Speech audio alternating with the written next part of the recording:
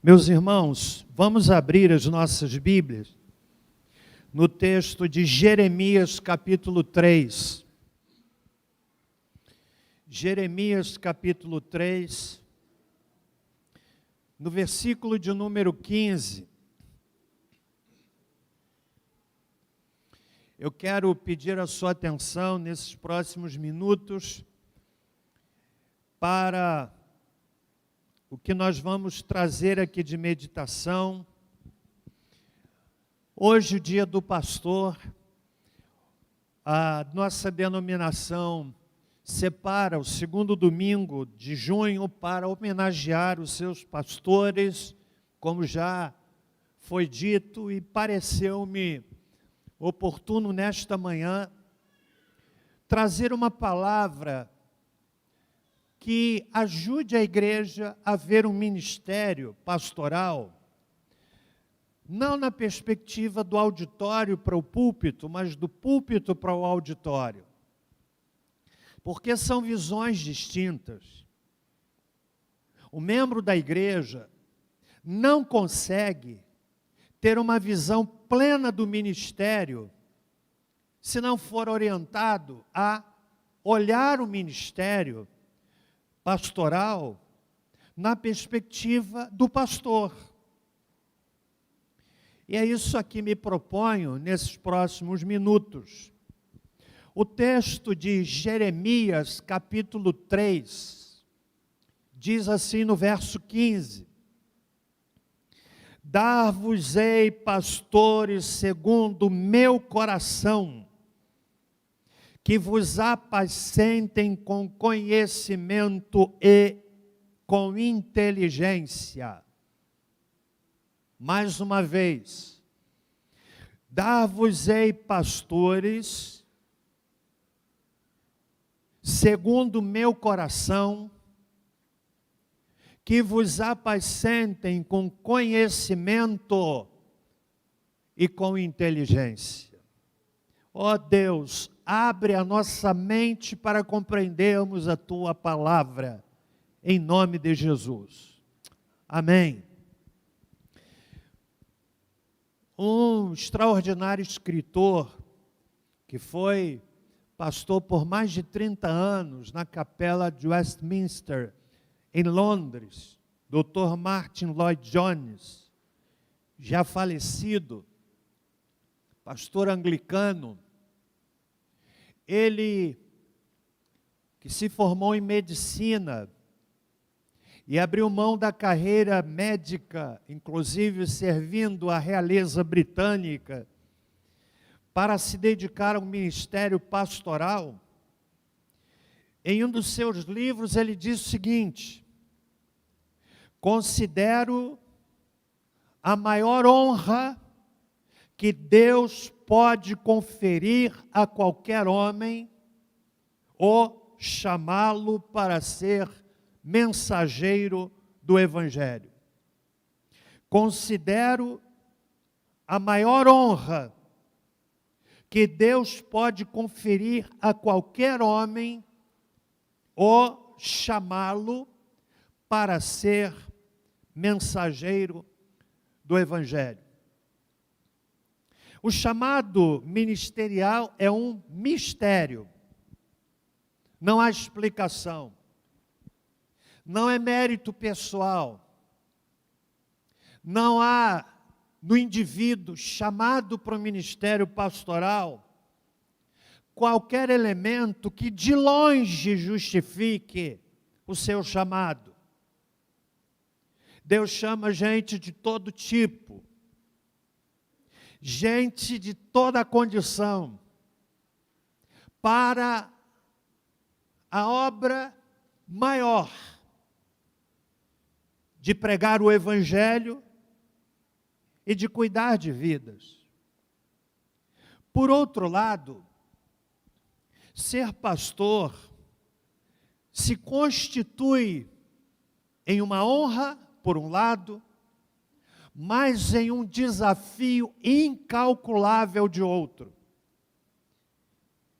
E eu quero, ainda nessa breve introdução, dizer o que um outro escritor, em um livro chamado Redescobrindo o Ministério Pastoral, Richard Mayway. Nesse livro, ele afirma que hoje, preste bem atenção, são muitas as pressões que afetam o ministério. Ele é um escritor americano, e o que ele diz da realidade ministerial na América não difere da realidade ministerial no Brasil. E ele lista 10 pressões que fazem do ministério pastoral algo extremamente desafiador. Em primeiro lugar, ele diz que o pastor envolve-se com o humanamente impossível, ou seja, lida com o pecado na vida das pessoas. O que o coloca numa condição de tensão, porque ninguém gosta de ouvir falar de pecado, ninguém gosta de ser confrontado no seu pecado. E o autor diz, em primeiro lugar, que o pastor envolve-se com o humanamente impossível. Segundo, o pastor cumpre um papel que nunca se completa. Resolve problemas que vão se multiplicando. E é verdade. Não tem início, meio e fim. Tem início, não tem meio, porque não tem fim. Isso é tenso.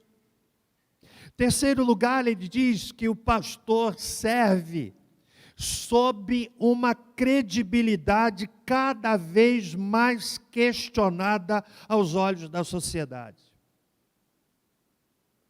Quando se fala em padre, muita gente logo associa a pedofilia. Não é verdade? Há muitos padres sérios. E quando se fala em pastor, as pessoas associam a ladrão. Essa é a mente que vigora na sociedade. E o pastor começa o seu ministério em meio a um cenário onde a credibilidade ministerial cada vez mais questionada. Terceiro, o quarto lugar, redescobrindo o ministério pastoral, o autor lista o fato de que o pastor permanece a postos 168 horas por semana. 168 horas por semana. Você no seu trabalho secular, chega a sexta-feira, bate o cartão de pontos ou assina o livro de presença ou qualquer outro mecanismo e fechou, você vai para casa. Ministério não. Você é chamado muitas vezes, em muitas horas, de madrugada, sábado, domingo, o chamado dia do descanso. Isso é tenso. Quinto lugar, ele diz que uma outra pressão que afeta o ministério. Espera-se que o pastor tenha um desempenho excelente em uma ampla gama de habilidades, sendo a qualquer hora erudito, visionário, comunicador, administrador, consolador, líder, financista, diplomata, exemplo de perfeição, conselheiro e apaziguador. É isso que se espera do pastor. E humanamente isso é impossível de ser atendido. Sexto lugar, sexta atenção. Espera-se que o pastor produza mensagens fascinantes, que transformem vidas, pelo menos 3 vezes por semana, 52 domingos por ano. Isso é desafiador. Pastor não é máquina de sermão. Eu não sei dos outros pastores. Mas há dias que eu levo 7 horas para preparar um sermão que vai durar 30 minutos. É uma pedreira. Aí eu oro, ainda mais pregar e se pastorear uma igreja por tantos anos, é um desafio aumentado. Há dias que eu não consigo pegar o fio da meada. E eu oro, e não vem. Sai um pouco, caminha um pouco, sai do gabinete para não ficar com cheiro de livro, e não vem. Mas tem lá um momento que a gente pega o fio da meada, aí a coisa avança. Se puderem desligar esses 2 aparelhos aqui, eu agradeço, por causa da rinite. Porque se eu começar a tossir aqui, vai todo mundo embora. Quem é que está com ar-condicionado? Rapidinho, irmão, podendo desligar esses mais próximos aqui. 7º lugar, olha que coisa de tensão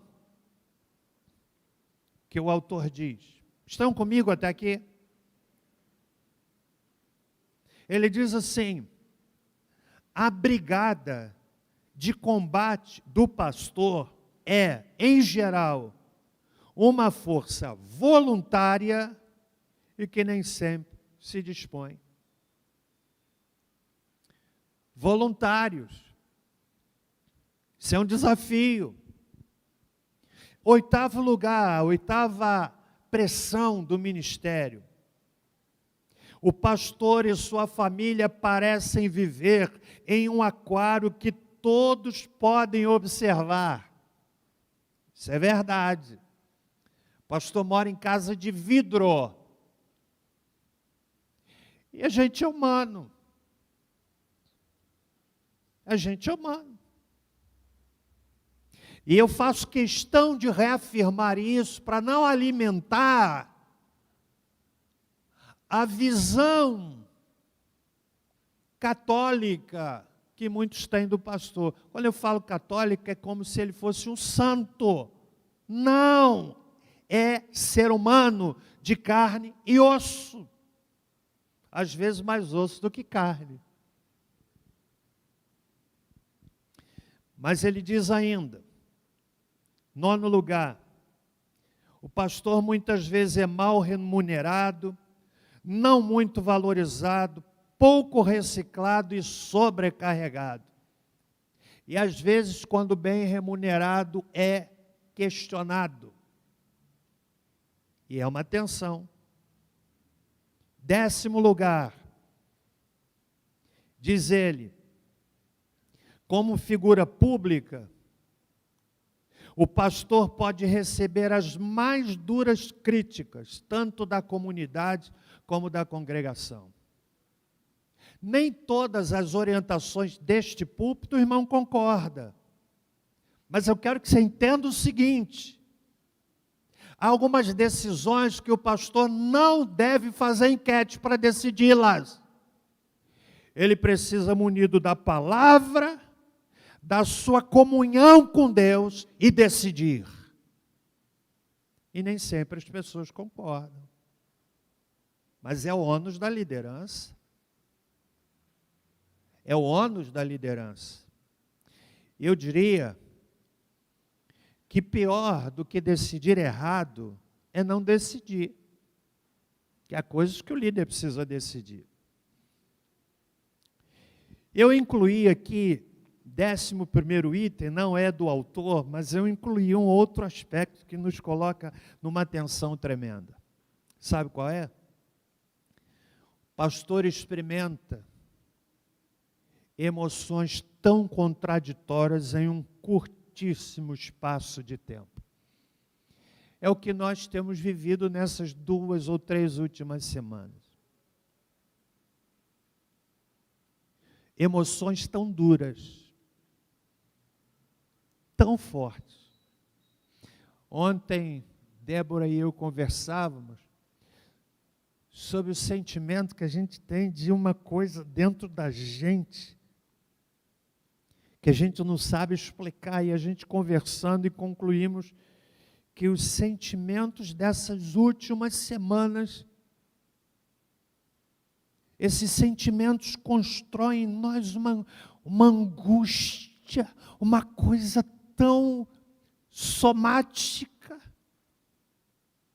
porque a gente lida com sentimentos contraditórios.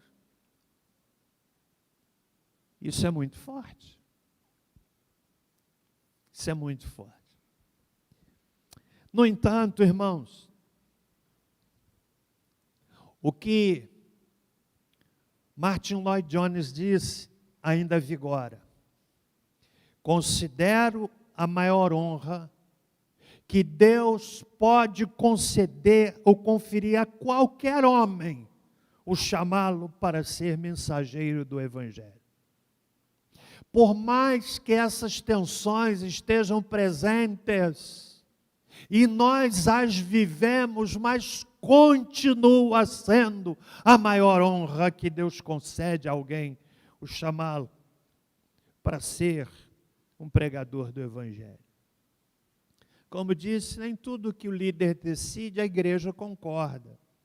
Mas eu quero dar uma dica bíblica para aqueles que questionam ouvindo só um lado. A dica, na verdade, não é dica, é palavra de Deus. Provérbios 18, 17. Às vezes nós ouvimos um lado, mas o pastor agiu, não devia ter agido dessa forma. A visão do líder é de quem busca compreender o todo. E olha o que aqui diz Provérbios 18, verso 17. O que começa o pleito parece justo, até que vem o outro e o examina. Na versão King James está da seguinte forma: a primeira pessoa a apresentar a sua causa sempre parece ter razão, até que a outra pessoa venha à frente e defenda a sua tese. Então a gente precisa aprender a ouvir o todo. O líder busca decidir, e nem sempre decide certo, claro, mas ele o faz buscando a compreensão do todo. É o que Salomão nos orienta. Mas vamos ao texto que não é pretexto. Vos darei o quê? Pastores? Segundo o meu coração. A expressão pastores aqui no texto de Jeremias pode, ainda que possa se referir a uma liderança nacional, uma liderança política, pode ser também compreendido como liderança espiritual, isto porque a liderança política no Antigo Testamento era combinada com a liderança espiritual. E quando o Senhor Deus está dizendo para um povo rebelde, o povo que havia se afastado dele, o Senhor Deus diz: eu vou lhes dar pastores, líderes, segundo o meu coração, que lhes apacentem com conhecimento e inteligência. Esse versículo nos oferece 3 dimensões do ministério pastoral. 3 dimensões. Primeiro,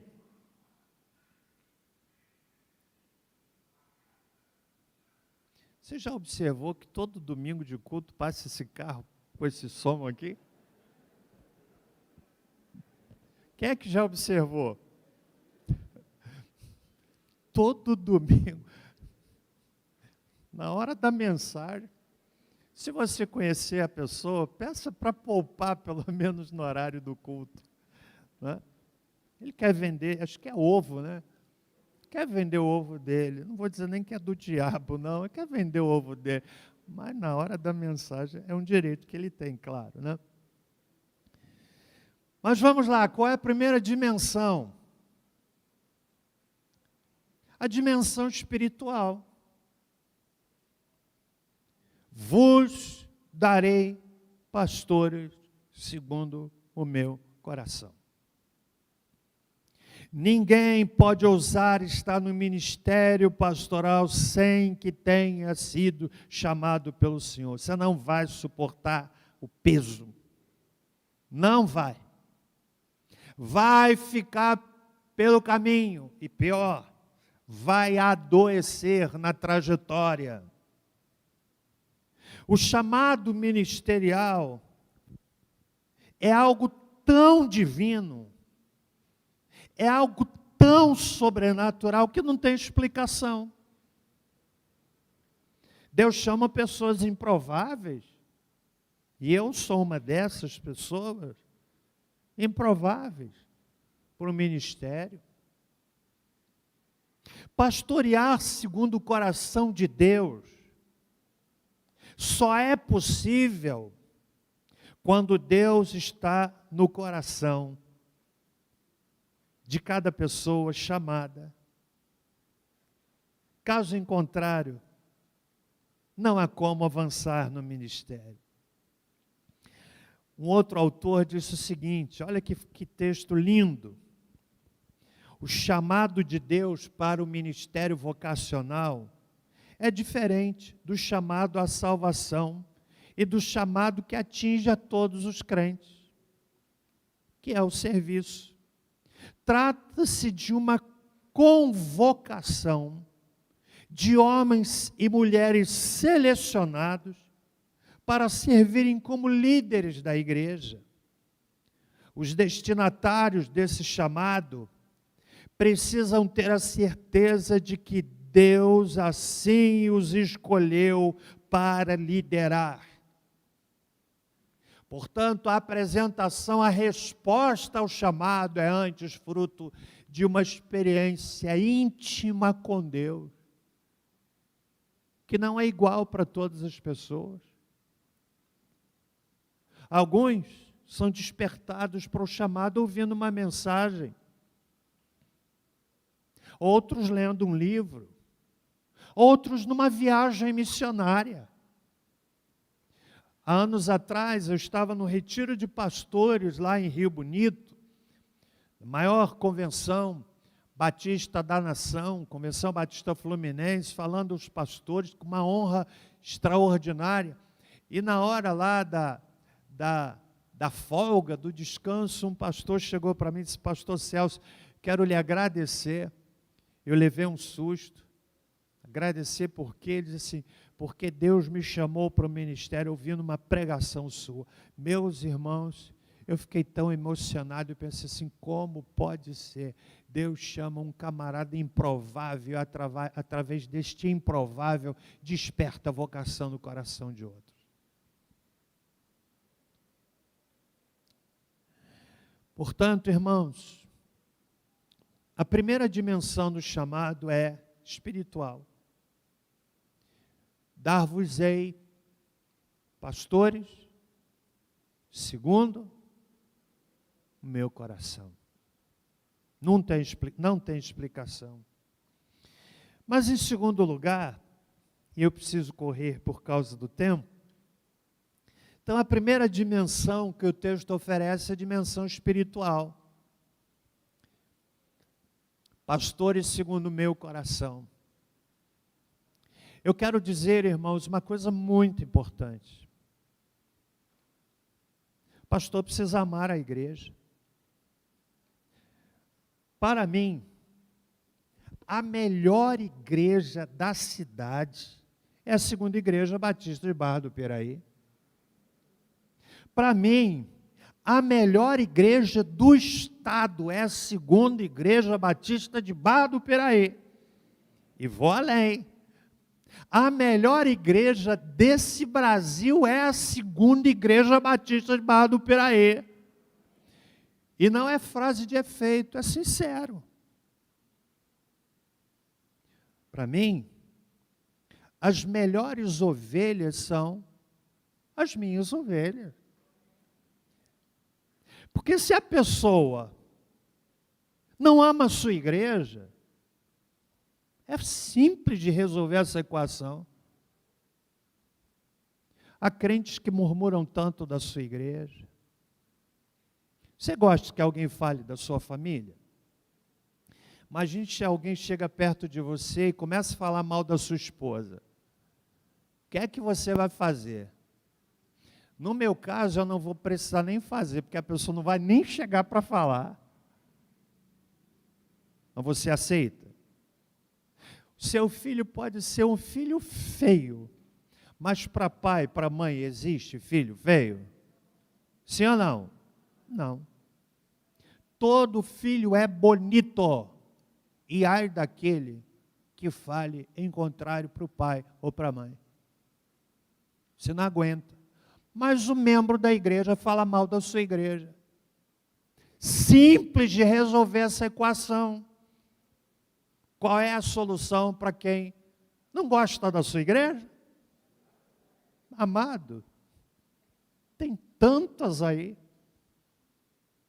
Eu amo essa igreja para valer. Para mim é a melhor igreja da cidade. Você que está me ouvindo em casa, diga o mesmo da sua igreja, se você não for da Segunda Igreja Batista.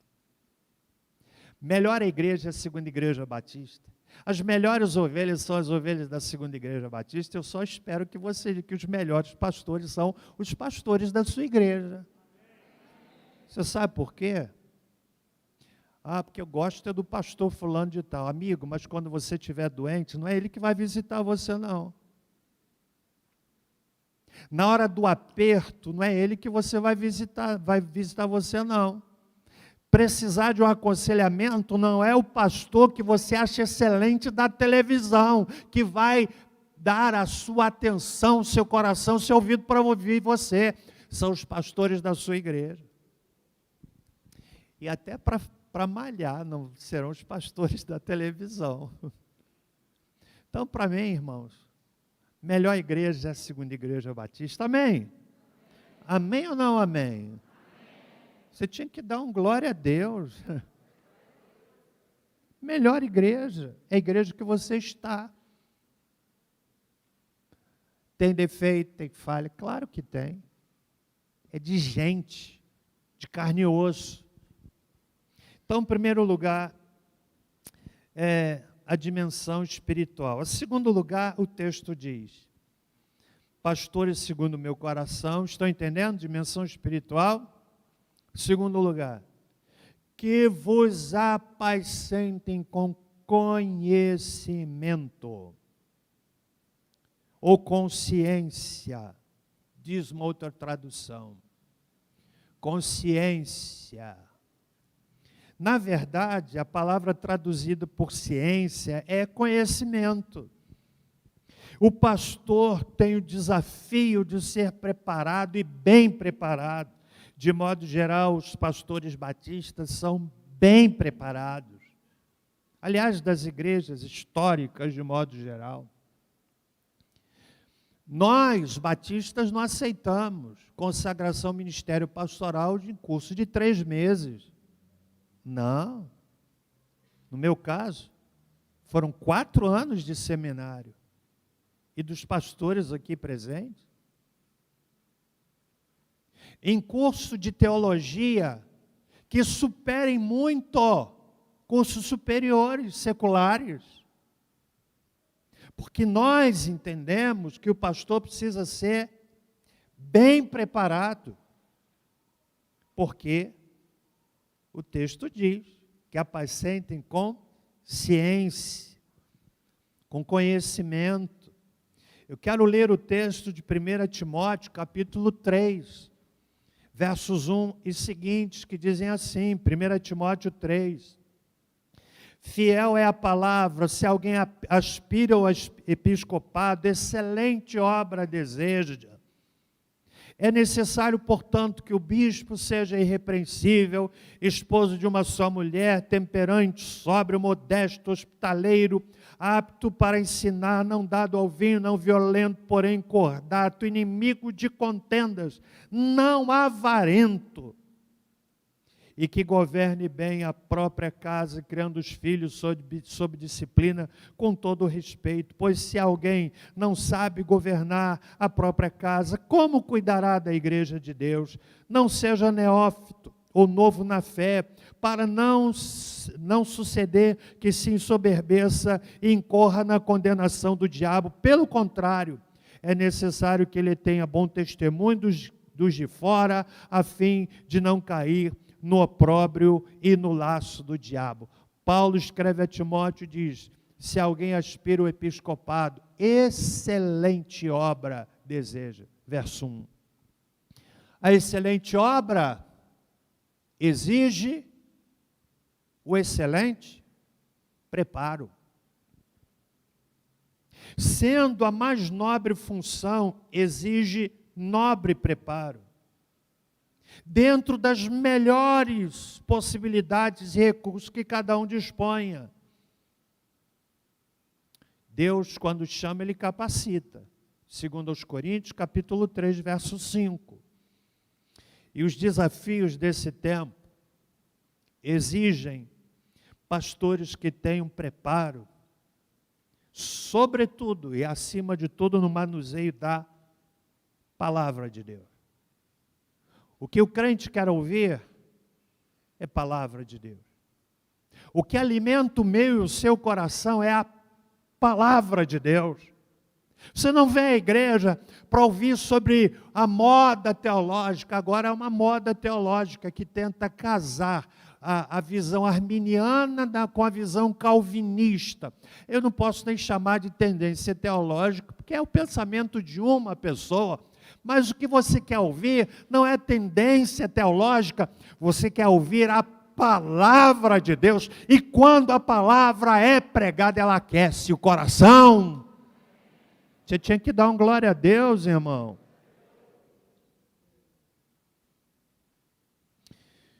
Ninguém é chamado para ser o melhor pregador. Mas ele precisa ter o melhor preparo. Pastores que pastoreiem com ciência. Como nós temos sido desafiados a compreender um leque tremendo de coisas para falar às pessoas desse tempo. Ideologia de gênero, por exemplo, é uma delas. Como falar à igreja? O jovem que vai para a universidade entra com fé e sai cético. Depara-se com um professor que o desrespeita nas suas convicções. Parece que o respeito só tem a ver com credo que não seja o credo evangélico.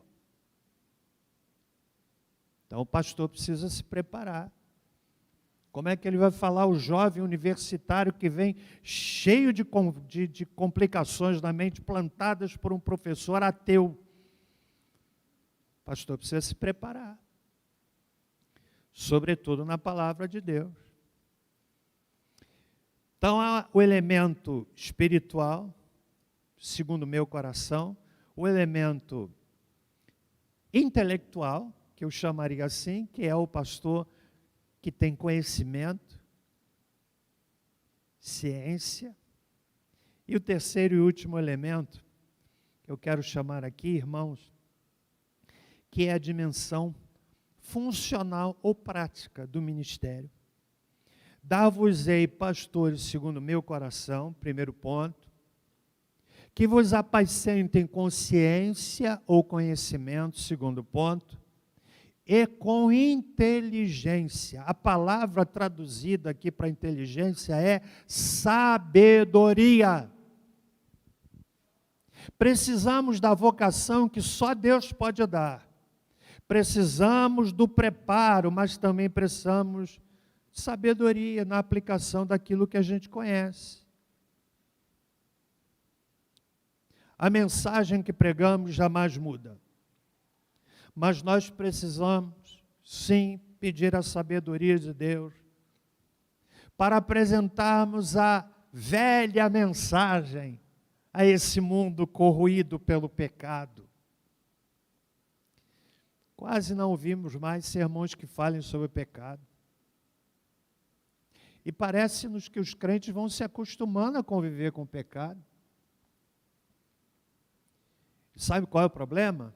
Dentre outros, o indivíduo se torna cínico. Transita entre mundo e coisas de Deus sem perturbação. Muitas vezes capaz de ter um sábado à noite estranho, absolutamente estranho à santidade de Deus, e no domingo para a igreja louvando a Deus, aleluia, glória ao Senhor, porque a mente fica anestesiada pelo pecado. Compreende? Aí eu consigo entender o que o autor disse lá, redescobrindo o ministério pastoral. O pastor lida com algo humanamente impossível. Quase não ouvimos mais mensagens sobre pecado que machucam. Ouvimos sim sobre prosperidade, você vai enriquecer, você vai ter. Deus vai te abençoar. Mas será? Aí eu leio Levíticos, eu leio Provérbios, eu leio o Salmo 128, bem-aventurado. Quem? O homem que faz o quê? Como é que é, irmão? Teme ao Senhor e... temer ao Senhor e anda no Senhor. Aí vem as consequências. Difícil. Pastor, precisa ter sabedoria.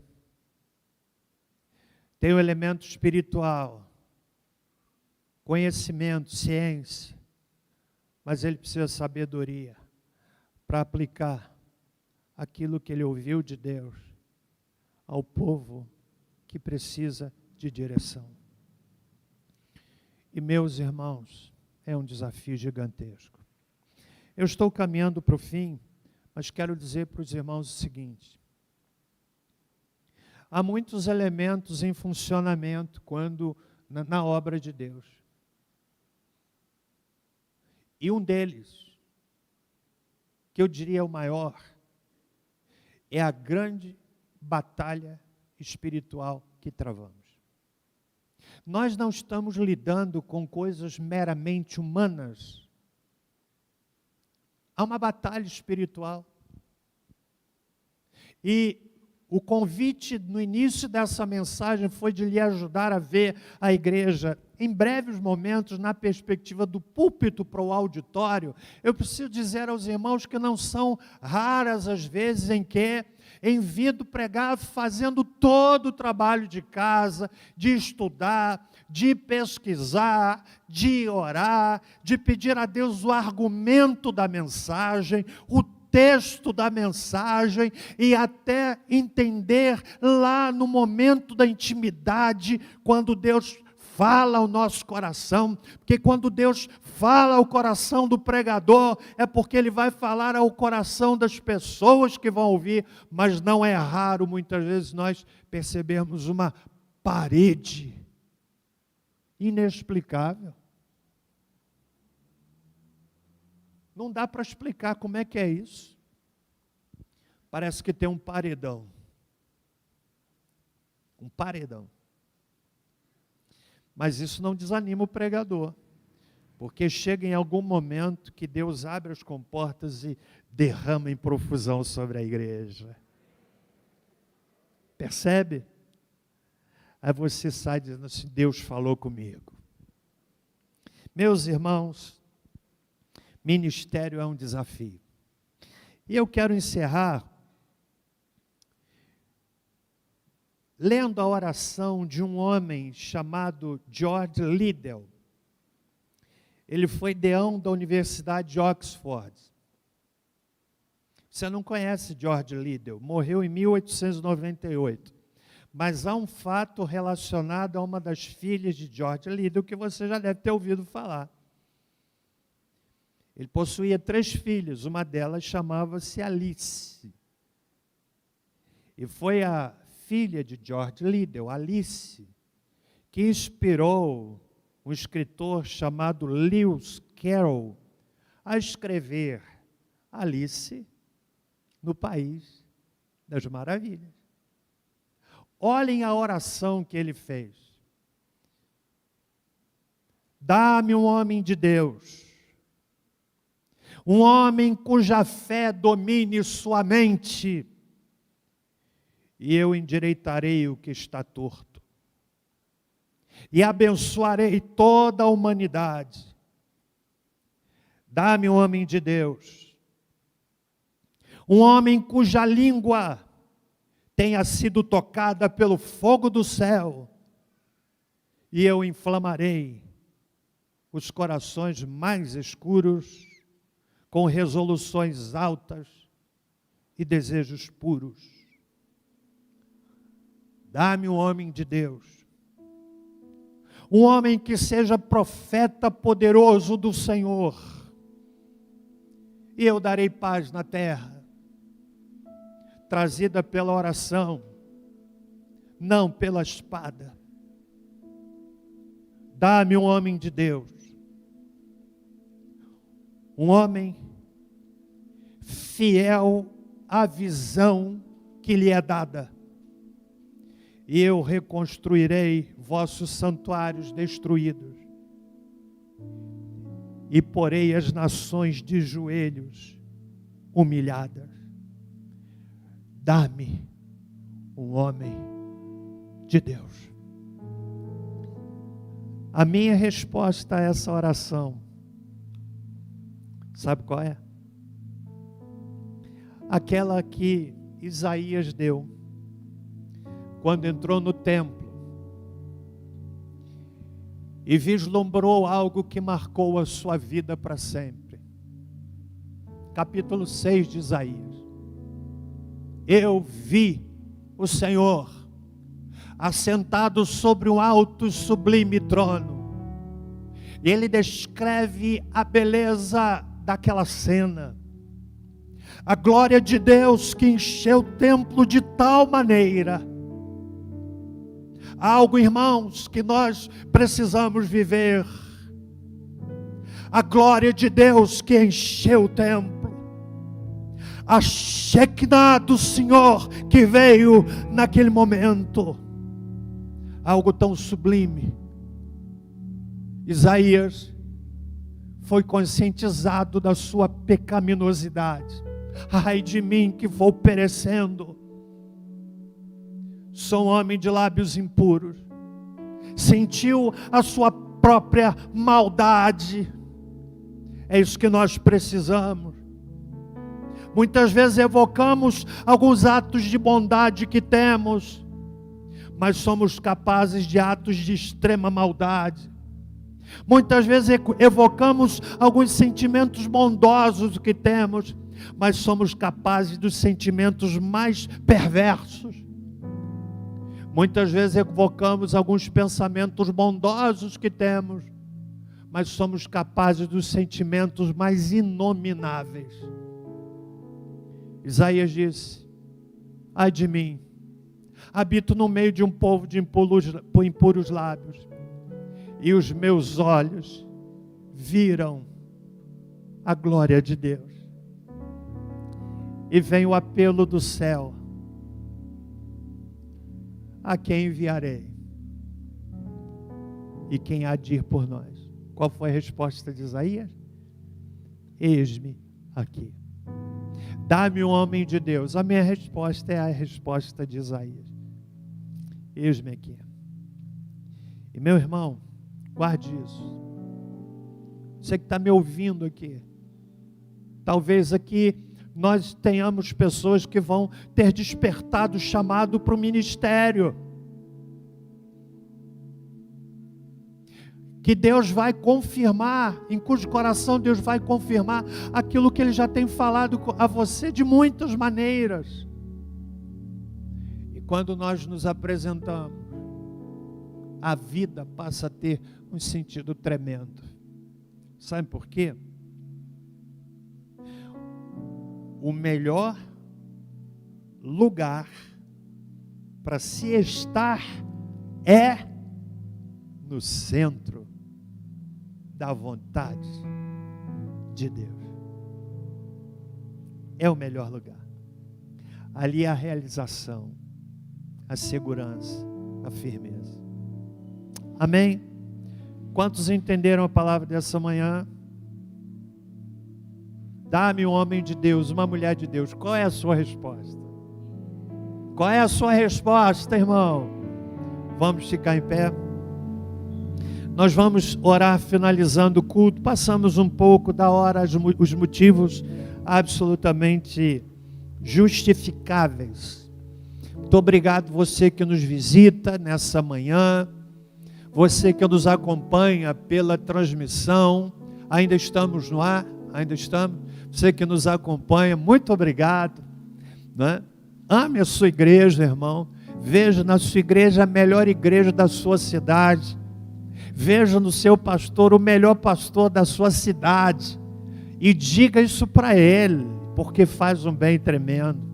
Não deixe de orar pelo seu pastor, pela esposa do seu pastor, pelos filhos do seu pastor. Não deixe de orar pela família do seu pastor, porque o preço de renúncia que muitas vezes estes homens e mulheres têm,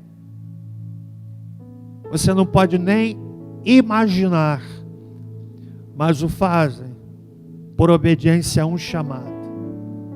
Que Deus nos abençoe. Mais uma vez, obrigado pelo outdoor fabuloso. Quero encorajar você, saindo daqui de carro, faça a manobra mais adiante, saia com cuidado, mas olha lá, que fotos lindas. O pessoal que está ali é muito bonito, gente. De verdade. Olha, é gente bonita demais. Você vai passar lá para ver, né? Com certeza ficou curioso. Senhor amado, muito obrigado pela experiência de culto desta manhã. Obrigado pelas manifestações de carinho desta igreja ao ensejo do dia do pastor. Obrigado, Pai, porque no nosso caso o Senhor nos tem permitido servir aqui já por mais de 42 anos. E todos os dias nós agradecemos. Obrigado, Senhor. Obrigado pela vida da minha esposa. Que mulher fantástica, corajosa, firme, transparente, e que muitas vezes o Senhor usa para me encorajar quando abatido. Obrigado por nossos filhos, nora, genro, netos. Obrigado pelos pastores, pastor Carlos, Tássila, Augusto, pastor Reuel, Raíza, Olívia e Tomás, pastor Cícero e Vera, com seu filhinho lá na Espanha, pastor Fábio e Natália com as suas filhas lá em Roma, na Itália, pastor Marcelo e Carol com seus filhos servindo ali em Ipiabas. Obrigado pelo retorno do teu servo à sua casa. Pai amado, obrigado por esta igreja. Que o Senhor nos dê ainda muitos anos, com saúde, com lucidez, com sanidade, para pregarmos a palavra. Eu peço ao Senhor que cada dia renove a coragem para dizer à igreja aquilo que o Senhor manda que seja dito. Que o Senhor nos ajude a ter mais acertos do que erros. E que o Senhor nos leve em paz agora. Que o amor de Deus, o nosso Pai, que a graça salvadora de Jesus Cristo, que a doce consolação do Espírito Santo conosco sejam, e com todo o povo de Deus, pela face da terra espalhado, desde agora e para todo sempre. Amém. Vá em paz, um bom almoço. Deus abençoe a todos.